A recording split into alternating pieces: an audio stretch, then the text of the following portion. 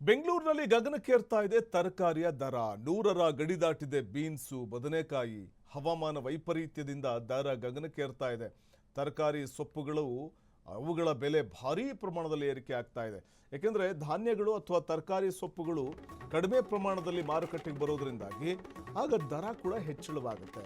Tomato, ಈರುಳ್ಳಿ ದರ ಮಾತ್ರ ಇಳಿಕೆ ಆಗಿರುವಂಥದ್ದು. ಅದನ್ನು ಹೊರತುಪಡಿಸಿದರೆ 100ರ ಗಡಿ ದಾಟ್ತಾ ಇದೆ ಬೀನ್ಸು, ಬದನೆಕಾಯಿ ಇವೆಲ್ಲವೂ ಕೂಡ.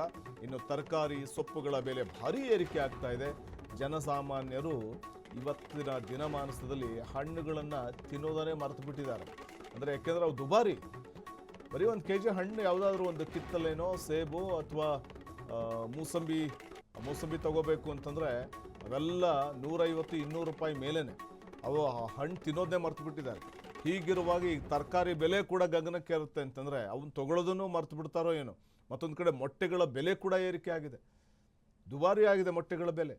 ಸೊ ಮೂಲಂಗಿ ಇರಬಹುದು, ಬೀನ್ಸು ಮತ್ತು ಕ್ಯಾರೆಟು, ಬದನೆಕಾಯಿ ಇವೆಲ್ಲವೂ ಕೂಡ ದರ ಏರಿಕೆ ಆಗ್ತಾ ಇದೆ. ಮನುಷ್ಯನ ಆದಾಯ ಮಾತ್ರ ಹೆಚ್ಚಳವಾಗ್ತಾ ಇಲ್ಲ, ಆದರೆ ಅಗತ್ಯ ವಸ್ತುಗಳ ದರ ಏರಿಕೆ ಆಗ್ತಾ ಇರುವಂಥದ್ದು ಈ ವೇಳೆ ತರಕಾರಿಗಳನ್ನು ಕೊಳ್ಳುವಂಥ ಗ್ರಾಹಕರಿಗೆ ಇದು ತುಟ್ಟಿಯಾಗಿ ಪರಿಣಮಿಸ್ತಾ ಇದೆ. ಹಾಗಾಗಿ ದಿನೇ ದಿನೇ ಹೆಚ್ಚಳವಾಗ್ತಾ ಇರುವಂಥ ಅಗತ್ಯ ವಸ್ತುಗಳ ದರ ಏರಿಕೆ ಜನಸಾಮಾನ್ಯರು ಬದುಕೋದೇ ದುಸ್ತರ ಎಂಬಂಥ ಒಂದು ಪರಿಸ್ಥಿತಿಗೆ ತಂದು ದೂಡಿದೆ.